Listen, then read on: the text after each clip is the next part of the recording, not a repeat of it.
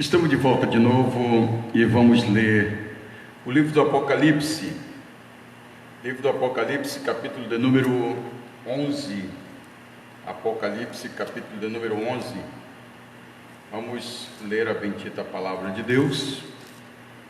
Glória a Jesus. Louvado seja o nome do Senhor. Apocalipse, capítulo de número 11. Até o versículo 19, mas possivelmente eu não leia todo o capítulo, né? Vamos ler aqui. E foi-me dada uma cana semelhante à de uma vara, e chegou o anjo e disse: levanta-te, mede o templo de Deus e o altar, e os que neles adoram, e deixa o átrio que está fora do templo, e não o meças, porque foi dado às nações, e pisarão a cidade santa por 42 meses. 42 meses. Muito bem. A leitura que eu fiz para você está no Apocalipse capítulo 11, versículo 1. Apocalipse. Quero trazer uma palavra, obrigado pelas curtidas que já estão chegando. Agora há pouco nós cantamos o hino nacional de Israel, né? Que é a esperança. Hoje eu trago um tema para vocês, um tema tão especial: a igreja selada, perseguida e glorificada. A igreja selada, perseguida e glorificada. Essa leitura você pode fazer depois da sua casa, nesse estudo bíblico. Capítulo 11 de Apocalipse, versículo 1 até o versículo 19, é o capítulo todo, é importante, é o capítulo das testemunhas, a qual nós vamos estar aprendendo também sobre alguma coisa das testemunhas desse livro escatológico e as testemunhas escatológicas. Quero introduzir a minha matéria nesta noite, não quero levar muito tempo, mas possivelmente eu fale alguns minutos. O capítulo 11 de Apocalipse é ainda o interlúdio antes do toque da sétima trombeta. Vimos no capítulo 10 sobre o anjo forte com o livrinho na mão, e como João recebeu a ordem para comer o livro e depois profetizar. É verdade? A igreja precisa interiorizar a palavra. A igreja precisa, obrigado pela curtida, a igreja precisa interiorizar a palavra. O que é interiorizar a palavra? Está dentro de você, está familiarizado com essa palavra. Comer a palavra é proclamar a palavra. Comer a palavra é proclamar a palavra. O apóstolo João teve esta experiência de comer um livro aberto, doce na boca e amargo do estômago. Essa palavra é doce e também amarga. Doce para quem a proclama, amarga para quem a rejeita, não aceitando a interpretação. Ela traz vida e também juízo. É muito difícil, às vezes, quando nós pregamos, não somos correspondidos. Houve um missionário na história que pregou e teve 100% de resultados positivos, mas ele não ficou tão feliz, porque ele gostaria que Deus matasse toda aquela nação. Era Jonas, quando pregou em Nínive, por causa de algumas rivalidades históricas, e ele também guardava essa rivalidade, No capítulo 11 veremos também de forma viva a missão da igreja no mundo, sua proteção, proclamação, perseguição, triunfo, e então o surgimento triunfal, ou o surgimento triunfante e vitorioso do reino de Deus. Obrigado pela curtida, irmã. Glória a Deus. Este capítulo pode ser analisado através de alguns quadros ou cenas que nós vamos estar discorrendo ao longo do nosso estudo aqui escatológico. A igreja é apresentada pelo santuário de Deus sendo medido. A igreja representa este santuário de Deus. Foi-me dado uma cana semelhante e uma vara, e chegou um anjo e disse: levanta-te, mede o templo de Deus e o altar, e os que neles o adoram. Ele falou estas palavras do versículo 1, a separação do povo de Deus do mundo ímpio, Deus separando o povo de Deus do povo gentílico, do povo pecaminoso, idólatra e feiticeiro, né? O que simboliza este santuário? Simboliza a igreja verdadeira, ou seja, todas as pessoas salvas da pessoa de nosso Senhor e Salvador Jesus Cristo, todas elas salvas, glória a Deus, todos os verdadeiros filhos de Deus que adoram em espírito e em verdade. Os dispensacionalistas acreditam que João está falando de um santuário literal, que será reerguido em Jerusalém, um santuário físico, um prédio, um grande templo, e não é. Os pré-milenistas acreditam que este capítulo está falando da salvação dos judeus e não da igreja. O que simboliza esta medição do santuário? Conforme o contexto do capítulo 21, versículo 15 do Novo Testamento, Ezequiel tem sua passagem no capítulo 40, verso 5, 42, verso 20, o 22 a 20. Eu vou ler uma das referências.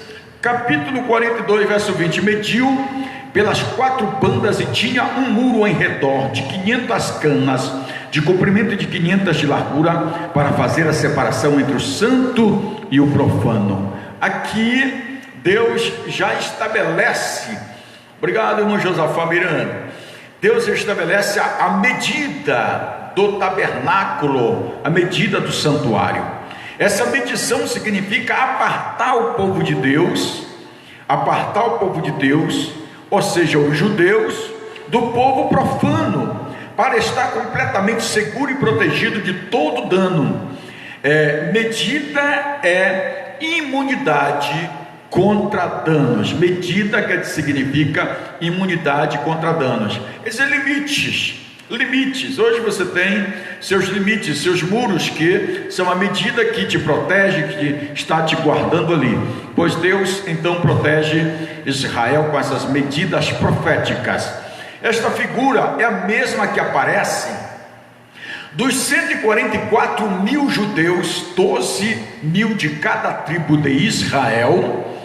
E capítulo 7 de Apocalipse, verso 4, que diz assim: ouviu o número dos assinalados, e eram de 144 mil assinalados, de todas as tribos dos filhos de Israel. Estes homens que receberam o selo de Deus, tinham a proteção de Deus, eram judeus, completamente judeus. Capítulo 9, verso 4: e foi-lhe dado que não fizessem dano à erva da terra, nem a verdura alguma, nem árvore alguma, mas somente aos homens que não têm na testa o sinal de Deus. Veja bem que esta obra aqui que Deus faz da abertura dessas grandes catástrofes, na proteção, quando Deus sela esses 144 mil judeus para que recebam a proteção de Deus, Deus estabelece uma lei e divulga essa lei. Não farão dano a esses homens, não fará dano também à terra, nem às ervas da terra, nem farão dano a alguma verduras, nem às árvores alguma, mas somente aos homens que não têm na testa o selo de Deus, a marca de Deus. Está lá no capítulo 9, versículo 4 de Apocalipse. Esses que são medidas são verdadeiros adoradores. O verdadeiro Israel de Deus, a verdadeira igreja, em contraste com os gentios, aqueles que permanecem na sua impiedade e vão prosseguir e vão perseguir a igreja e adorar o anticristo. É claro que esses gentios, essas pessoas que não são convertidas, não são judeus e nem são cristãos, eles vão perseguir o anticristo, vai perseguir junto com eles, eles vão aderir ao governo do anticristo. Então nós vamos estar entrando aqui em um assunto muito importante, essa proteção não se estende a todos os que se dizem cristãos. Capítulo 11, versículo 12. Aí o átrio, vou ler: o átrio que está fora do templo e não o ameaças. O átrio que está fora do templo e não o ameaças. Não ameaças. Não poderão medir o átrio que está fora. O átrio justamente fica vulnerável, não era para ser medido, porque foi dado às nações a prisão, e pisarão a cidade santa por 42 meses. Esse átrio fica vulnerável justamente para ser pisado pelas nações que estão do lado do anticristo. Vai ser uma época de perseguição. Esse átrio simboliza o local em que Israel está vulnerável.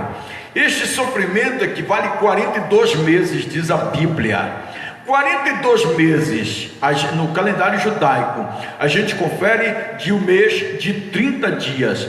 42 meses vezes 30 é igual a 1260 dias, que equivale a 3 anos e meio, que equivale a 3 anos e meio, um tempo, 2 tempos, ou a metade de um tempo. Está lá em Apocalipse, capítulo 12, versículo 14. Os santos vão sofrer severamente, mas nunca perecerão, serão protegidos do juízo final. Este tempo é a metade dos 7 anos do governo do anticristo. Mas os membros mundanos da igreja que amam o mundo estarão sem essa proteção. Quer dizer, aqueles que não têm seu nome escrito no livro da vida, eles ficarão ao lado do anticristo, não terão a proteção de Deus. O que simboliza esses 42 meses? Esse período não é literal. Esse período não é literal. Ele fala de uma perseguição do mundo durante todo o período da igreja, da primeira à segunda vinda de Cristo. Da primeira vinda à segunda vinda de Cristo. Glória a Deus. Então nós vamos aqui ver que Jesus nasceu no ano 4, e a entrada triunfal de Jesus foi no ano 34, possivelmente no 34, e ele entra triunfalmente, justamente um período que se completa um ciclo da história de Israel, desde a reconstrução de suas cidades devastadas pela Babilônia, justamente na época de Neemias, até a entrada de Cristo triunfalmente, né? Então vamos ver isso aqui, obviamente, na medida do tempo avança para o fim das perseguições, torna mais renhida em nossos dias, elas têm se tornado mais visíveis, as perseguições contra a igreja. Esse período de 42 meses, de 1260 dias, não pode ser entendido literalmente, pois o tempo dos gentios. Jesus falou em Lucas, capítulo 21, versículo 24: cairão ao fio da espada, e para todas as nações serão levados cativos. Jerusalém será pisada pelos gentios, até que o tempo dos gentios se completem. Aqui ela está vulnerável, no átrio está vulnerável às perseguições, será pisada, será trucidada. Deveria começar essa contagem no ano 70, na invasão do general Tito a Jerusalém, quando devastou a cidade, quando Jerusalém foi destruída pelos romanos, né? O livro do Apocalipse, esse tempo, representa, primeiro, o tempo em que a cidade santa é oprimida. O tempo em que a cidade santa é oprimida. Apocalipse 11, verso 2: Jerusalém será perseguida. Daniel diz que depois de um tempo, de tempo e metade de um tempo, e quando tiverem acabado de destruir o poder do povo santo, todas essas coisas serão cumpridas. Então nós vamos entender aqui que profeticamente Israel estava vulnerável para passar por essas passagens turbulentas, o tempo em que as duas testemunhas executam o seu testemunho. Era o capítulo 11, é o capítulo 11 que nós estamos estudando. Então, veja bem, essas duas testemunhas do capítulo 11, versículo 3, darei poder às tuas testemunhas e profetizarão por 1260 dias. Vestidas de pano de saco, essas duas testemunhas não será Enoque e Elias. Essas duas testemunhas não será Enoque e Elias. Não será Moisés e Elias. Não será o Velho Testamento e o Novo Testamento.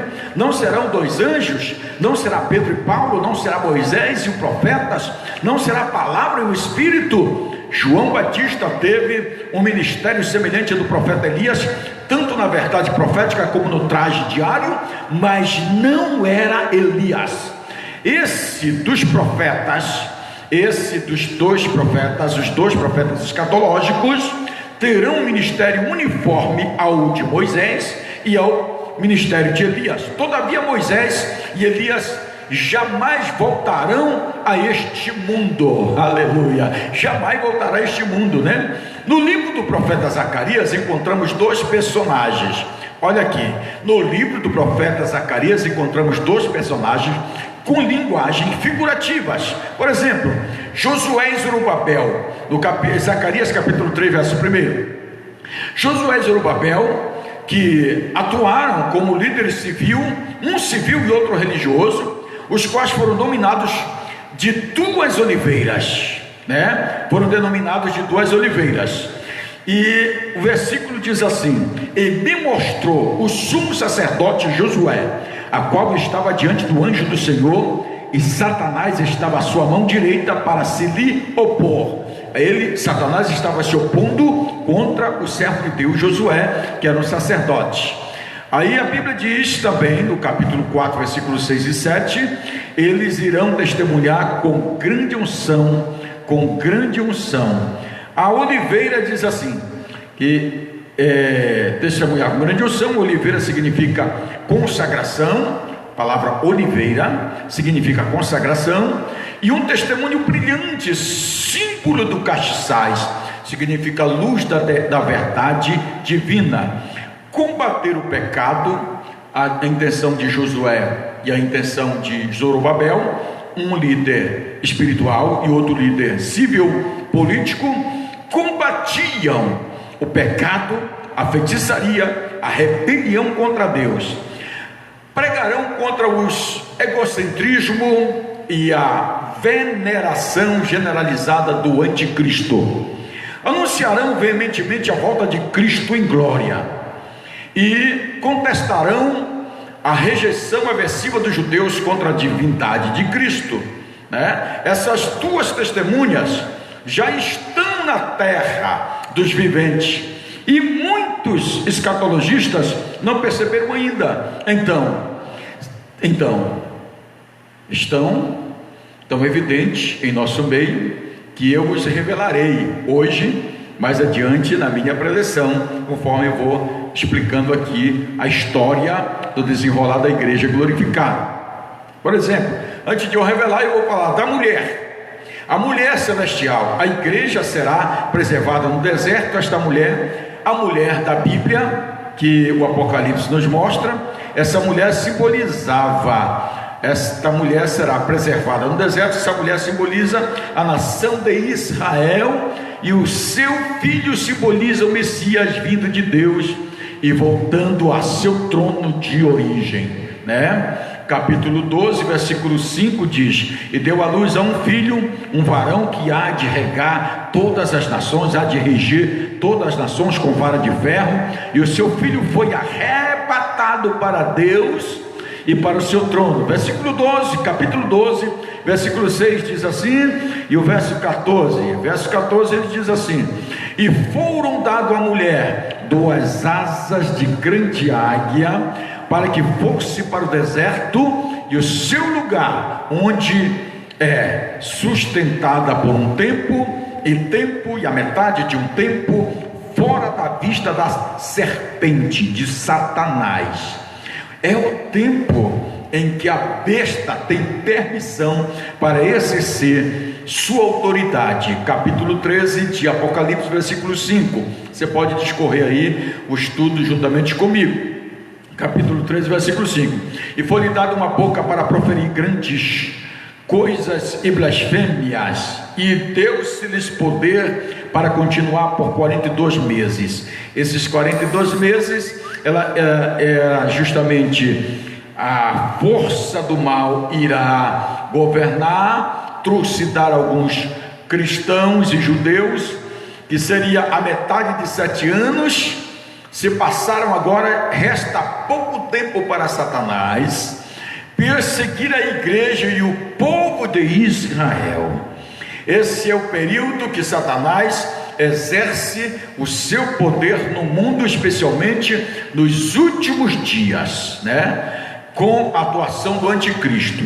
Esse período é um símbolo como a cruz vermelha e a suástica, uma forma taquigráfica para indicar um período durante a qual as nações, os incrédulos parecerão dominar a terra, o mundo, no qual o povo de Deus manterá o seu testemunho e não negará a sua fé. O argumento que contribui para o entendimento de que esse santuário é espiritual e não físico, glória a Jesus. O Novo Testamento ensina que o santuário de Deus é a igreja e não o prédio. O santuário de Deus é a igreja, não o prédio.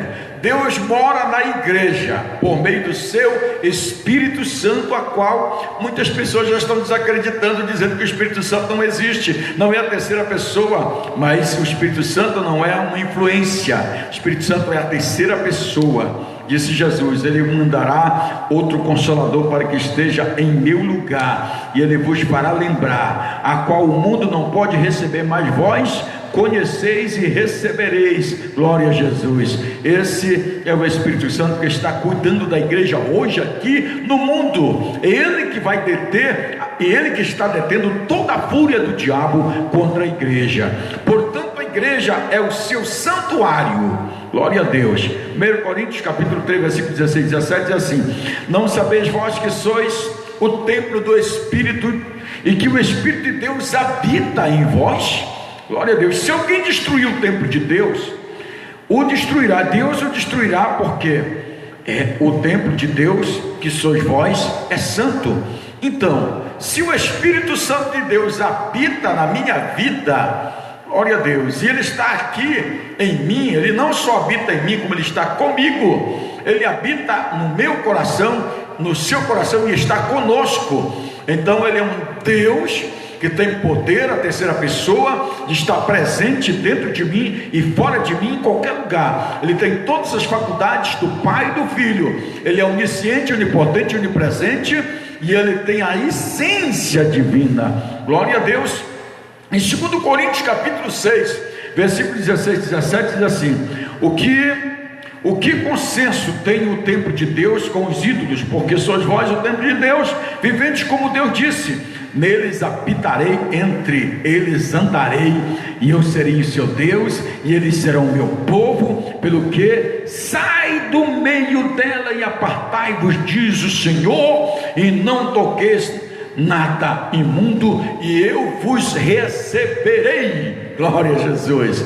Nós somos de Deus, o Espírito Santo está em nós, somos separados para sermos santos, por isso o Espírito Santo habita. Efésios capítulo 2, versículo 21 diz assim: no qual todo edifício bem ajustado cresce para o templo santo do Senhor. Nós somos o templo santo do Senhor, e ele habita a nossa vida. Nós somos o santuário de Deus. Glória a Deus. Santuário representa as pessoas que oferecem o incenso da oração.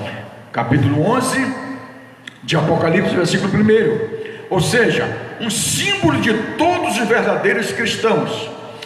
O santuário refere-se também aos fiéis, enquanto os que estão no átrio exterior não recebem proteção. Santuário protegido, enquanto o átrio é descoberto e desprotegido. Versículo 2 do capítulo 11 de Apocalipse. Tanto o santuário quanto o átrio exterior refere a pessoas e não a edifício físico.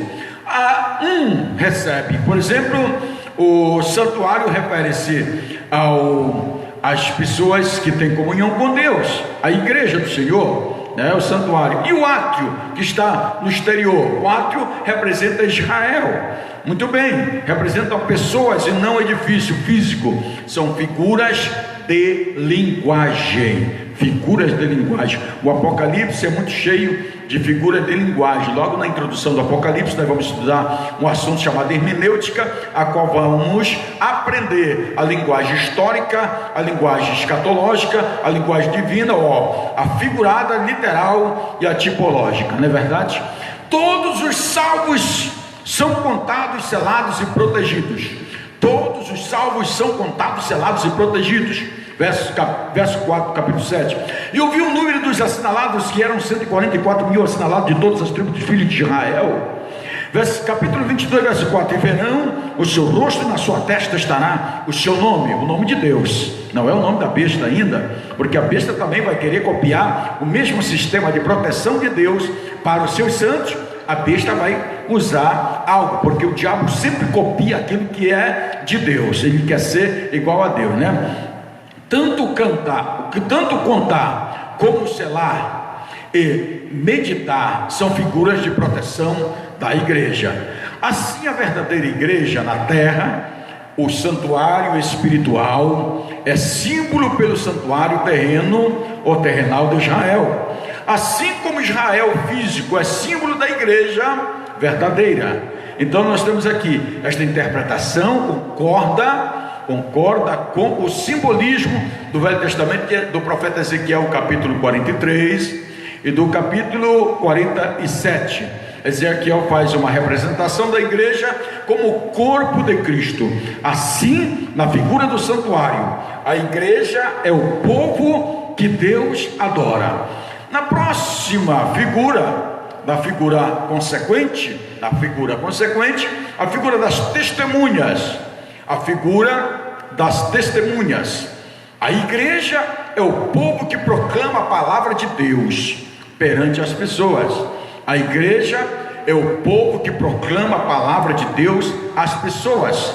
A igreja, ela aqui é representada pelas duas testemunhas. A igreja aqui é representada pelas duas testemunhas. Verso de número 3 até o verso de número 14 do capítulo 11 de Apocalipse. Então, esta é a hora de descobrirmos quem de verdade são as duas testemunhas historicamente, biblicamente e escatologicamente. Quem são essas duas testemunhas? Erros, e eu quero recapitular aqui. Uns acreditam que elas falam de Enoque e de Elias, que podem ser Enoque e Elias. Eu já descaracterizei essa hipótese biblicamente, tá? O que, pastor Emmanuel? Alguns acreditam assim, em virtude de que esses foram os dois homens que foram para o céu sem experimentar a morte. Alguns escatologistas acham que eles têm que voltar para morrer para poder ir para o céu, e biblicamente nós não acreditamos isso. Esses dois personagens, o próprio Deus o levara para si, o próprio Deus escolhera para si, e trairia de novo para morrerem. Se Deus achou perfeição neles e o levou para si, estaria Deus equivocado e teria que trazê-lo à terra para morrerem e serem perfeitos e dignos de morar no céu? Claro que não. Claro que não. Deus não erra em suas avaliações, Deus não erra em suas escolhas. Quando ele escolheu Paulo, disse: vai, porque este é para mim um vaso escolhido. E Paulo foi o vaso escolhido de Deus, e Deus disse assim: e eu lhe mostrarei o quanto deverás sofrer por minha causa. Sofreu, foi decapitado, mas assim, combati o bom combate, acabei a carreira, mas guardei a fé. Desde agora só me resta receber a justa recompensa, a qual o Senhor, justo juiz, me dará naquele dia, e não somente a mim, mas a todos quantos amarem a sua vinda gloriosa. Glória a Deus. Veja bem, outros entendem que essa passagem fala de Moisés e Elias. Essa descrição tem um rico simbolismo. Na verdade, João vê essas duas testemunhas como características desses dois profetas. Elias é representado no verso 5, e vou ler o versículo: e ele quiser fazer mal, e alguém que quiser lhe fazer mal, fogo sairá da sua boca e devorará os seus inimigos. E se alguém quiser fazer mal, importa que assim seja morto. Aí na parte do versículo 6, ele aborda também, diz assim: estas duas testemunhas têm poder para fechar o céu, para que não chuva nos dias da sua profecia, e tem poder sobre as águas, para convertê-las em sangue, para ferir a terra com toda sorte de pragas, quantas vezes elas quiserem. Moisés é representado no versículo 6, da parte B. Ainda outros entendem que essas duas testemunhas, falam do Antigo e do Novo Testamento. A posição reformada de algumas igrejas entendem, né? Elas vão entender que elas falam das testemunhas da igreja, os testemunhos da igreja. Moisés e Elias, a lei e os profetas, representam toda a igreja, mas na verdade queremos revelar aqui dentro da história profética a ação destas testemunhas. Essas duas testemunhas são povo de Deus na terra, a igreja de Deus no mundo, o povo de Deus entre as nações, aqueles para quem o evangelho é doce, em meio àqueles para os quais o evangelho é amargo. O povo de Deus é chamado em Apocalipse capítulo 12, 12 tribos. Ele é chamado de 12 tribos no livro do Apocalipse, de 7 candeeiros, de reis e sacerdotes. Agora é chamado de santuário de Deus e também de duas testemunhas. Veja bem que o Apocalipse nos traz aqui essas narrações importantes. Vou tomar um pouquinho de água aqui enquanto você dá uma tomada de água também por mim.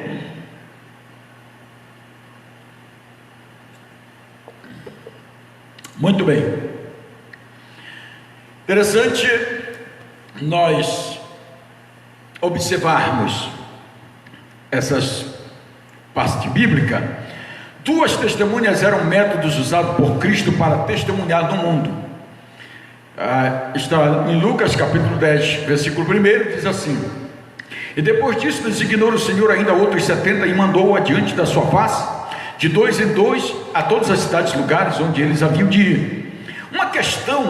Uma questão só recebia validade pelo testemunho de duas pessoas. Uma questão só era válida. Até na igreja hoje, o apóstolo Paulo escreveu que o bispo não pode receber a questão de alguém ou falsos levantes contra alguém se não tiver duas testemunhas para cariar essas coisas bem cariadas, entendeu? Essas duas testemunhas falam da igreja como uma poderosa agência missionária durante toda a época evangélica presente. Isso pode ser provado como segue. Veja bem, primeiro, as duas testemunhas são duas oliveiras e 2 candeeiros, a qual eu frisei lá na frente, né? 2 candeeiros.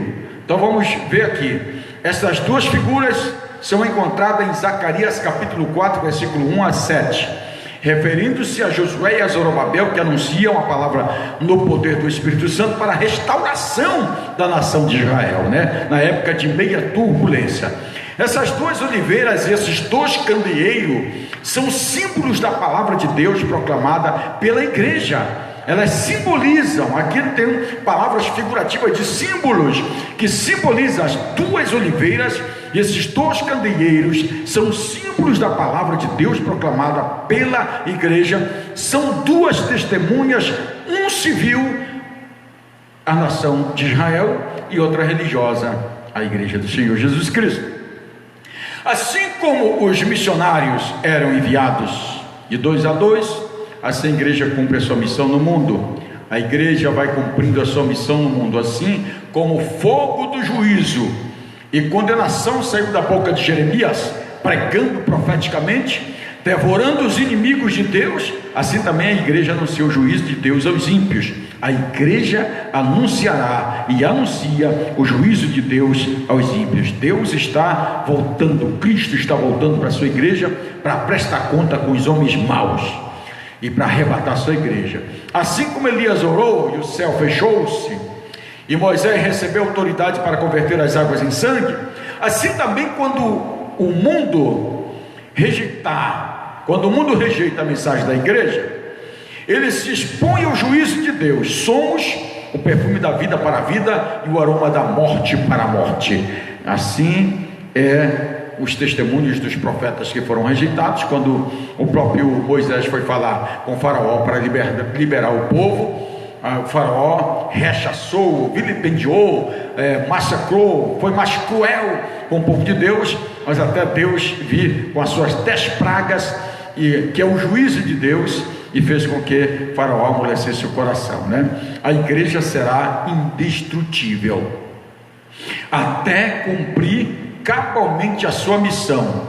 A igreja será indestrutível até a igreja cumprir a sua missão. Verso 7: e quando acabarem o seu testemunho, a besta que sobe do abismo lhe fará guerra e as vencerá e os matará. Mas entendemos aqui, a igreja não será destruída até que complete o seu trabalho de pregar a verdade sobre a salvação de toda a humanidade, oferecida pelo sacrifício de Jesus Cristo na cruz do Calvário, por toda a posteridade. Ninguém poderá destruir a igreja de Deus até ela completar a sua tarefa, a sua carreira. Após então terminar a sua missão, então sairá a besta do abismo. Essa besta do abismo sairá e as vencerá e os matará.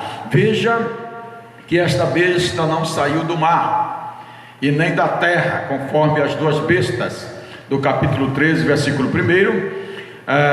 Esta é a besta que tem 10 chifres, do capítulo 13, verso 1. A besta que tem 10 chifres, 7 cabeças e 10 diademas. Ela terá 7 cabeças, 7 montes, 7 reis. A besta será um rei ou um imperador, o anticristo que surgirá no meio de povos e nações, agitado por uma crise política, econômica e religiosa.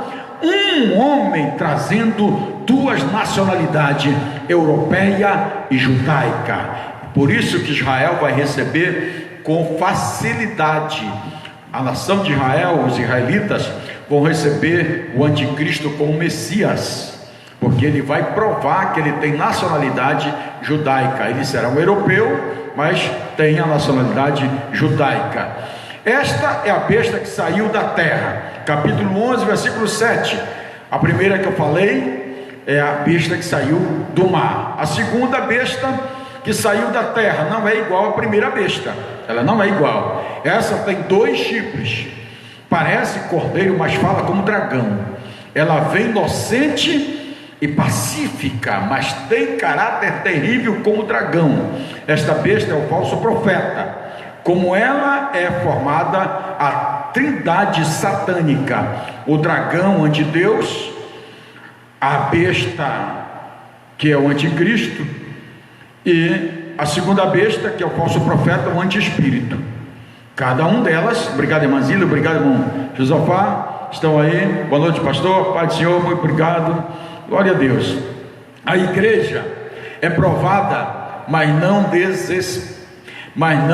desamparada. A igreja será provada, mas não desamparada. Deus não vai desamparar a sua igreja em meio às lutas. As testemunhas são preservadas até concluírem os seus testemunhos. Versículo de número 7 do capítulo 11, versículo 5 a 7. A proclamação do evangelho são preservadas até concluírem o seu testemunho. A proclamação do evangelho é aquilo que mantém a igreja de pé. A proclamação do evangelho é que mantém a igreja de pé. Hoje muitas igrejas estão com as portas fechadas. Muitos pastores estão impotentes diante de decretos humanos, diabólicos, satânicos e políticos. Mas eu quero dizer para você, não se deixe dominar por isso. Enquanto nós estivermos pregando, a igreja vai permanecer de pé. Sua vocação é adorar a Deus. Santuário, você é o santuário de Deus, é proclamar a palavra de Deus. Você é o testemunha ocular de Deus. Glória a Deus. Satanás não pode deter o avanço da igreja enquanto a igreja pregar o evangelho. Satanás não pode nos deter. Que os eleitos sejam salvos. Os valentes estão amarrados. Satanás e os seus demônios estão sem força, porque a igreja está com o poder da palavra na sua boca. As testemunhas seguem proclamando o evangelho de salvação. A igreja será perseguida e sofrerá morte. A igreja será perseguida, capítulo 11, versículo 7 até o versículo 9. O espírito do anticristo sempre esteve no mundo. João diz assim, no 1 João capítulo 3, ele relata que muitos se fizeram anticristo e que negam Jesus é o Cristo. Este é o anticristo. Todo aquele que nega que Jesus é o Cristo, este é o anticristo. Mas esse espírito de oposição vai se encarnar na pessoa da besta no último tempo, e vai prosseguir e vai perseguir terrivelmente a igreja. Ela vai perseguir a igreja. O anticristo vai fazer guerra contra os santos e vencer. Apocalipse 13, verso 7, ele foi permitido fazer guerra aos santos e vencê-los, e deu-se-lhes poder sobre toda a tribo, língua e nação. Essa besta que persegue os santos é o anticristo, a besta que subiu do mar. Ele é um homem da iniquidade, ele é um iníquo. A palavra iniquidade é aquele que não respeita a lei. Primeiro lugar, virá a apostasia e a manifestação do homem do pecado, filho da perdição, o anticristo. Segundo lugar, se porá sobre tudo que se chama Deus, se oporá, resistirá em tudo que se chama Deus ou se adora, e se assentará como Deus no templo de Deus, querendo parecer Deus. É que nem os imperadores romanos, os Césares, que queriam ser deuses. Ali vai querer ser adorado como Daniel, como Deus. Daniel capítulo 9, verso 27 expressa isso. No capítulo 8, no capítulo 13, do versículo 8 de Apocalipse: todos os que não estão escritos no livro do Cordeiro adorarão a besta. Todos os que não estão escritos no livro do Cordeiro adorarão facilmente a besta. Mas aqueles que têm seu nome escrito no livro da vida não se curvarão ao anticristo, não receberão seu número, porque terão a proteção de Deus, estarão na medida de proteção do Senhor, a qual o anjo mediu e nos colocou limite de proteção. Quem pode dar glória para Jesus aí nessa noite? Em terceiro lugar, será revelado o iníquo. Este homem será sem respeito e sem leis. Ele não respeita a Deus, ele não respeitará mulheres e nem os deuses de seus pais. Daniel diz que ele será um homossexual. Lá em Daniel capítulo 11, versículo 37, possivelmente seja um homossexual. Quarto lugar, esse homem anticristo, sua vida é segundo a eficácia de Satanás. Ele terá poder e fará sinais e prodígios de mentira. Quinto lugar, ele virá com todo o engano e injustiça para enganar a muitos infiéis. Ele vai querer ser adorado como Deus. Esse homem que Jesus vai acabar com ele com o sopro de sua boca. A espada da sua boca destruirá o anticristo. Bem próximo ao fim da história, haverá uma terrível matança contra a igreja, e ela dará todas as evidências de estar por baixo. Quer dizer, se entregou nas mãos do inimigo. Mas Jesus disse que se esse tempo não fosse abreviado, a igreja não suportaria. Mateus 24, de 11 a seguir. A igreja sofrerá, mas não continuará indestrutível. A igreja sofrerá, mas continuará, ou seja, indestrutível. Glória a Deus. Os crentes, ao morrerem, vencerão o diabo e o anticristo. Apocalipse 12, verso 11. E eles o venceram pelo sangue do Cordeiro e pela palavra do seu testemunho. Aqui está a nossa vitória em não negar o nome de Jesus Cristo. A palavra testemunhas é martíria, que traz o significado de proclamador e mártir. Era uma da mesma coisa, era uma e mesma coisa. E não amar as suas próprias vidas até a morte, diz a Bíblia. Nem mesmo essa matança fica fora do desígnio de Deus, pois ao anticristo é dado poder para vencer. Apocalipse capítulo 13, versículo de número 7. O diabo e seus agentes só podem agir sob a permissão de Deus. Olha Deus, a vitória do mundo sobre a igreja será passageira e infundada. Essa cidade não é literal, quer dizer, a cidade, capítulo 11 de Apocalipse, versículo 8 a 11, e jazera o seu corpo morto na praça, a grande cidade, que espiritualmente se chama Sodoma e Egito, onde o Senhor também foi crucificado. Não é nem Jerusalém e nem Roma. E contudo, em certo sentido, é tanto Jerusalém como Roma. Então vamos entender isso aqui. A cidade desta ordem terrestre é também uma linguagem de figura, que inclui todos os povos e tribos e línguas, nações. Essas cidades é o mundo hostil a Deus e à igreja. São os homens infiéis que perseguirão a igreja e se oporão a Deus pelo anticristo. O mundo sempre teve a pretensão de destruir a igreja de Cristo.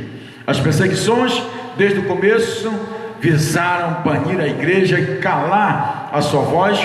Os homens depois odeiam a palavra de Deus. Várias perseguições tentaram acabar com a igreja. Em 1572, na noite de São Bartolomeu, na França, os católicos massacraram os huguenotes na França. Somente em Paris 3.000 protestantes foram exterminados nessa noite. A violência espalhou-se por todo o país da França e morreram dezenas de milhares de cristãos. Muitas vezes o mundo pensou que a igreja estava acabada, morta. A Inglaterra no século XVIII era como um cadáver na praça. Ezequiel 37 fala de um vale de ossos secos. O júbilo dos adversários é uma alegria transitória. O júbilo do grupo do anticristo vai ser uma alegria transitória. Deus terá sempre a última palavra a dizer. O mundo celebra o martírio dos santos, capítulo 11, verso 10, mas o mundo é nécio e o seu gozo prematuro. O mundo vai festejar o seu massacre sobre a igreja, achando que está livre dela e de sua mensagem, mas a igreja ressurgirá, ascenderá e assentará no trono para julgar o mundo. Os acusados e os perseguidores truculentos serão julgados. Verso 10: são transformados em terror dos acusadores. Nós estaremos agora com poder para fazer justiça. A ressurreição gloriosa da igreja do Senhor.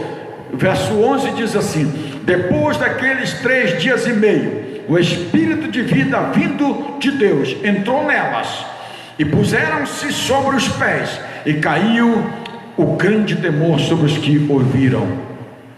Esses 3 dias e meio também é um número simbólico. A igreja que experimentou a comunhão do sofrimento de Cristo, a comunhão do sofrimento de Cristo, agora experimenta o poder da sua ressurreição. Glória a Jesus.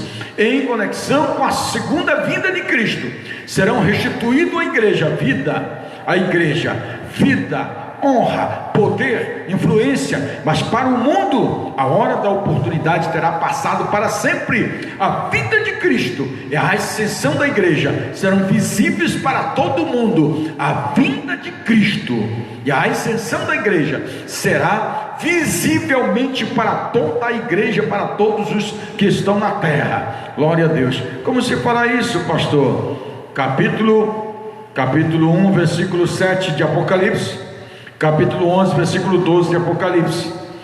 E diz a Bíblia lá também em Tessalonicenses, capítulo 4, versículo 16 e 17. Eu vou estar lendo isso aqui. E ouviram do céu que dizia: subi cá, Apocalipse dizendo, e subiram ao céu em uma nuvem, e os seus inimigos ouviram. Não há aqui menção de um arrebatamento secreto. Todos eles viram, glória a Deus, Cristo desceu e a igreja sobe na mesma nuvem da glória. Isso acontecerá de acordo com o ensino de Paulo aos Tessalonicenses, que diz assim: porque o mesmo Senhor descerá do céu com alarido e com voz de arcanjo e com trombeta de Deus, e os que morreram em Cristo ressuscitarão primeiro. Depois nós que ficarmos vivos seremos arrebatados juntamente com eles nas nuvens a encontrar com o Senhor nos ares, e assim estaremos para sempre com o Senhor. Vamos esperar o Senhor nos ares, vamos aguardar, enquanto aqui na terra Ele está acertando o ajuste de conta com o anticristo, o falso profeta e o dragão, antiga serpente, o diabo, Aqui em 1 Coríntios capítulo número 15, versículo 52 diz assim: num momento, no abrir e fechar de olhos, ante a última trombeta, porque a trombeta soará, os mortos ressuscitarão incorruptíveis e nós seremos transformados. Todos os santos e mártires têm sido encorajados com a certeza da ressurreição, do arrebatamento e da glória celestial. Esta é a nossa bendita esperança. O terror indescritível dos ímpios, está no capítulo 11, versículo 13 a 14 de Apocalipse. A alegria do mundo transformar-se-á rapidamente em grande terror, em temor, em desespero. Em desespero. Glória a Deus.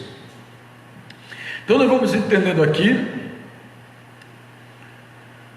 mais para frente, quando a alegria do mundo se torna um terror. Apocalipse capítulo 6, versículo 12, na abertura do sexto selo houve tremor de terra. Na abertura do sétimo selo, na abertura do sexto selo, houve tremor na terra. O terremoto aqui também procede do juízo final. Os ímpios são cobertos de terror. Eles dão glória a Deus, não porque se convertem. São como Nabucodonosor, que muitas vezes deu glória a Deus, mas não era convertido. Tem muitas pessoas que cantam, que vão para a igreja, mas não se converteram. O mundo está maduro para o juízo, porque apesar da sua impotência, ainda rejeitou o testemunho da igreja e perseguiu e matou muitos fiéis. Agora, o anjo toca a sétima trombeta, a alegria dos gemidos e o pavor dos ímpios, um anúncio de vitória. O céu prorrompem em vozes de exaltação a Cristo. Na altura das 7 trombetas, na abertura das 7 trombetas, houve silêncio no céu, em virtude dos terríveis juízos que desapariam sobre os homens. Agora, com a 7ª trombeta, chega o arrebatamento da igreja, com a irrupção total da glória de Deus e o triunfo final da igreja, e com a chegada da noiva na casa do Pai, os céus prorrompem em os gritos de alegria, exultará o noivo da igreja. Versículo 15 do capítulo 11 de Apocalipse. Lembremos-nos que a 7ª trombeta aponta o fim das oportunidades, mas não é um dia, mas dias. Capítulo 10, versículo 7. Visto que as 7 trombetas trazem os 7 flagelos e as 7 taças da ira de Deus. Capítulo 15, verso 1. O reinado vitorioso e eterno de Deus é o seu Cristo, é proclamado pelos anjos. Versículo 15. O reino de Deus está presente, mas ainda não na sua plenitude. Ora, Deus sempre reinou. Cristo jamais deixou de ter todo o poder e toda a autoridade, mas esse poder e essa autoridade que ele exerce no universo nem sempre se manifestou.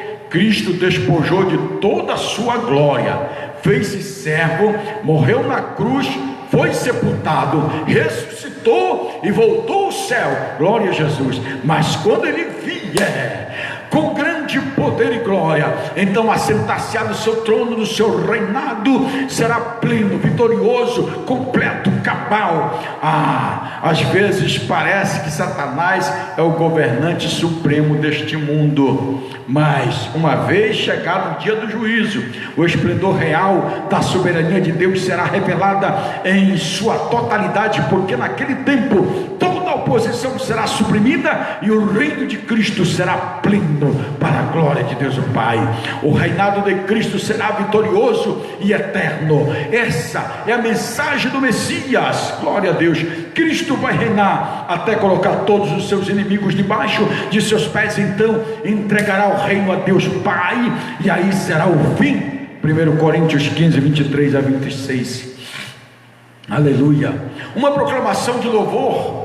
A igreja glorificada é honrada e prostra-se a adorar a Deus.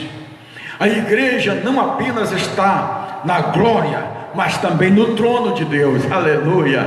Os anciões deixam os seus próprios tronos e se prostram em adoração diante do trono de Deus.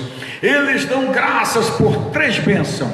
A primeira, que Cristo reina supremamente. Segunda, que Cristo julga justamente, o cordeiro é também o leão. Em terceiro lugar, que Cristo recompensa graciosamente. Essas 3 qualidades é para nós. Em Apocalipse capítulo 4, verso 10 e 11, os anciões louvam o Criador. Em Apocalipse 5, 9 a 14, eles adoram o Redentor. Mas aqui a ênfase é sobre o conquistador fiel. Jesus Cristo foi o grande conquistador fiel. A igreja anuncia as centenas do juízo final.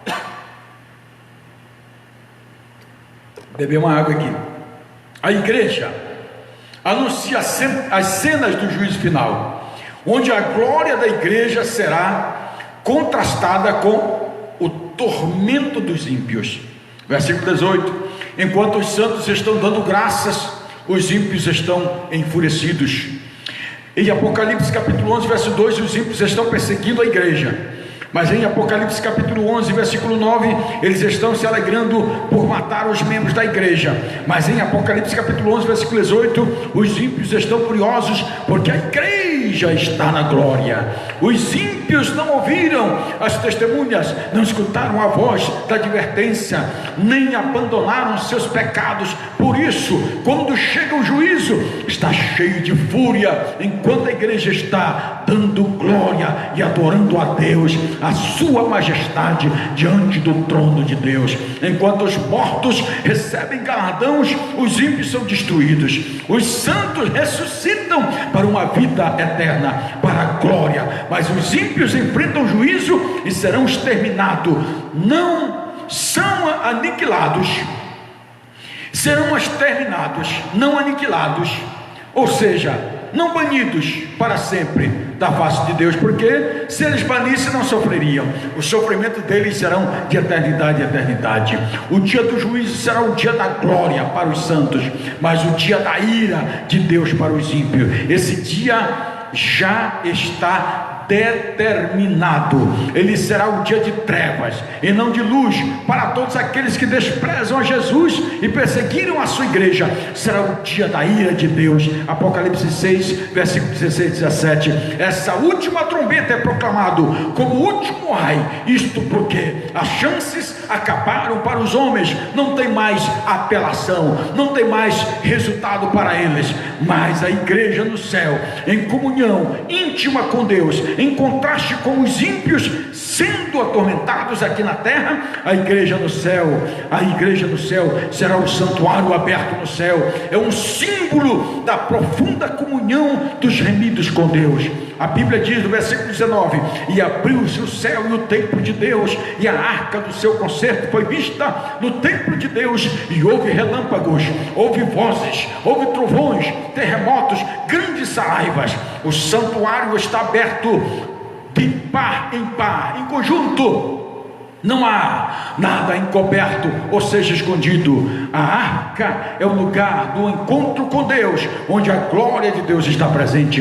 Ele é o símbolo da comunhão, a superlativa, íntima e perfeita entre Deus e o seu povo. Aqui se cumpre o Apocalipse 21, verso 3. Eis o tabernáculo de Deus como homens, Deus mesmo habitará com eles. Glória a Deus. Também o Apocalipse capítulo 21, versículo 22 diz assim: nada nela não vi santuário, porque o seu santuário é o Senhor Deus de Israel, o Todo-Poderoso. Ele é o santuário. Essa comunhão é baseada na expiação. Os salvos estão diante do trono da graça. Os salvos estão desfrutando de todas as bênçãos da aliança e da graça em todas as suas doçuras.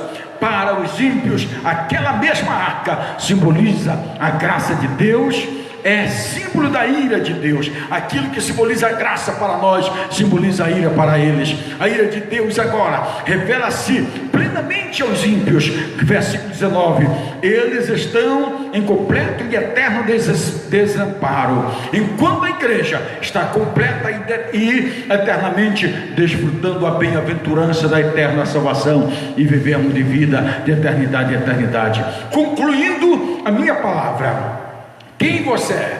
Santuário de Deus ou ato exterior? Quem você é? Testemunha fiel ou amante do mundo? Onde você estará quando a sétima trombeta tocar? Você estará no santuário aberto de Deus ou em atormentados pelos flagelos?